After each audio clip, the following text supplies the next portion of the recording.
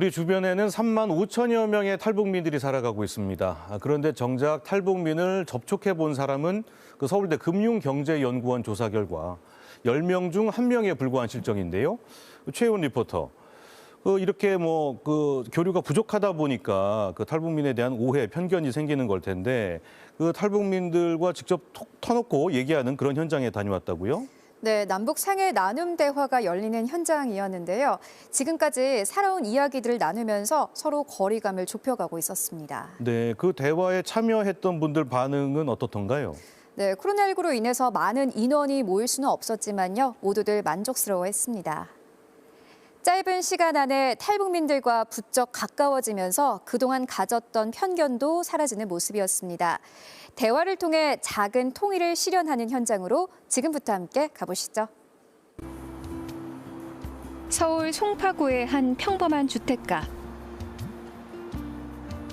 2011년 탈북을 한 이효주 씨도 이 동네에 뿌리를 내리고 살면서 한국 사회에 적응하느라 부단히 애를 썼습니다. 하지만 색안경을 끼고 바라보는 시선을 견디기 어려웠다고 합니다. 처음에는 막 입만 벌리면 에이 중국 사람이면서 막 이러고 자존감이 툭툭툭 떨어져 갖고 웬만한 이제 쉬운 말도 이제 어디 가서 이제 입을 못 벌리겠더라고요. 2살 배기 어린 딸까지 데리고 오면서 새로운 환경에 적응하기가 더 쉽지 않았는데요. 특히 명절이 되면 고향에 대한 그리움이 더욱 커져갔습니다. 추석 명절 때는 그냥 쓸쓸하다 못해 막 외롭다 못해 막 너무 힘들더라고요. 이제 어렵고 힘든 일을 당했을 때마다 그러고 어린 딸한테 너무 우지를 한 거예요. 막 남편처럼 부모처럼 엄청 힘들었죠. 어느새 중학생이 된 딸은 이효주 씨에게 남편이자 친구 같은 존재입니다. 초등학교 4학년이 돼서야 탈북 자녀라는 사실을 알게 됐다고 하는데요. 딱히 그걸 일상생활에서 난 북한이다, 난 북한인이다 이렇게 인지하고는 있지 않아가지고 힘든 건 딱히 없었어요. 학교에 다니면서 자연스럽게 한국 사회에 녹아드는 딸을 보며 이효주 씨도 마음을 다잡게 됐습니다. 우울증으로 이제 밖으로 못 나오고 하니까 그게 너무 속상하고 안타까워서 저도 그 시절 다 겪었으니까 좀 나아서 소통, 마음을 이제 줄 수 있는 사람들 찾아가지고 그게 중요한 것 같아요. 탈북민들은 한국 사회에 정착하면서 다양한 어려움을 겪고 있는데요. 통일부에 따르면 취약계층으로 분류된 탈북민 가운데 약 40%가 정서적 그리고 심리적인 어려움을 겪고 있습니다. 오늘 이효주 씨가 찾아간 곳은 서울 강서구의 한 회의실. 우리 주변의 평범한 이웃들이 탈북민들과 서로의 삶을 공유하는 프로그램이 열리고 있었습니다. 안녕하세요. 저는 북한에서 양강도 처음 전화 온다고 합니다. 그래서 우리 남은 사회의 정책을 좀 하려고 처음에는 좀 노력을 하고 많이 그렇게 살았습니다. 그게 이 프로그램은 남북통합문화센터가 주관하는 남북 생애 나눔 대화인데요. 독일 통일 이후 옛 동독과 서독 주민들의 화합을 위해 진행하던 동서 포럼에서 착안했다고 합니다. 남과 북에 살던 주민들끼리 서로 어떤 사람인가를 이해하는 소통과 나눔의 시간입니다.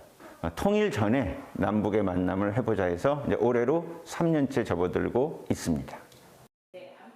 대화를 신청한 60대 평범한 여성 2명과 탈북민 2명이 마주 앉았습니다. 처음 만난 자리라 그런지 다소 어색한 분위기도 느껴지는데요. 각자 그동안 살아온 이야기들을 하나씩 풀어냅니다. 저는 경상남도에서 태어났어요. 저는 주로 이제 마산에서 생활을 했고, 저는 3살 때 할머니 집에 가서 한 6개월쯤 이렇게 엄마랑 떨어져 있다 보니까 그냥 약간 거리감이 있는 그런 느낌으로 늘 살았던 저를 또 회상하게 하더라고요. 왜냐하면 자식이 이제 친구들이랑 이렇게 놀러 우리 집에 왔는데 입을 못 벌리게 한 거예요. 먹을 거만 사주고 속으로 너무 아니. 북한 사투리를 고치지 못했기 때문인데요. 특히 탈북민들은 한국에 와서 사람들과 대화를 할 때가 스트레스가 가장 컸다고 합니다. 이렇게 우리가 소통을 잘 하려고 해도 소통이 잘 안 되더라고요. 남한이나 북한이나 같은 우리 민족이 아니잖아요. 딱 같은 민족인데 그렇게 막 알아듣지 못하고 이러니까 소통이 잘 안 되니까 속 좀 쓰리고 아프더라고요.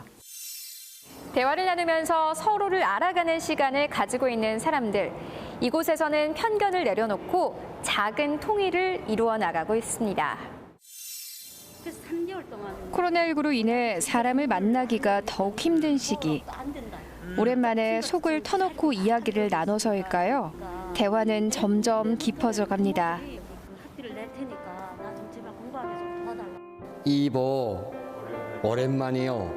이게 남북이 똑같이 쓰던 말입니다. 옛날에 북한 말이 아니라 남과 북이 저 말을 똑같이 썼대요. 옛날에.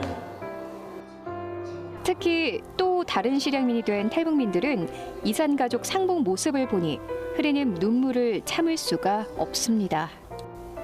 마음의 응어리를 덜어낸 것만으로도 탈북민들에게는 큰 힘이 된 시간이었습니다. 내가 이 가슴에다 다 이제처럼 나가서 우리가 말 못한 사연을 여기 나와서 지금 다 대화를 하면서 풀잖아요. 이렇게 쇼속 털어놓으니까 얼마나 좋아요. 그러니까 다 이제 해소되는 것 같아요. 사람의 마음은 똑같구나. 남한이든 북한이든 자기 아픈 그 상처를 이렇게 자기 스스로 핥기도 하고 또 드러내기도 하고 비슷하구나. 힘이 될 수 있다면 참 좋겠다. 남북 생애 나눔 대화는 남북통합문화센터 홈페이지를 통해 누구나 신청할 수 있습니다. 이렇게 남북한 출신 주민들이 허물없이 만나다 보면 한반도에도 따뜻한 봄날이 찾아오지 않을까요?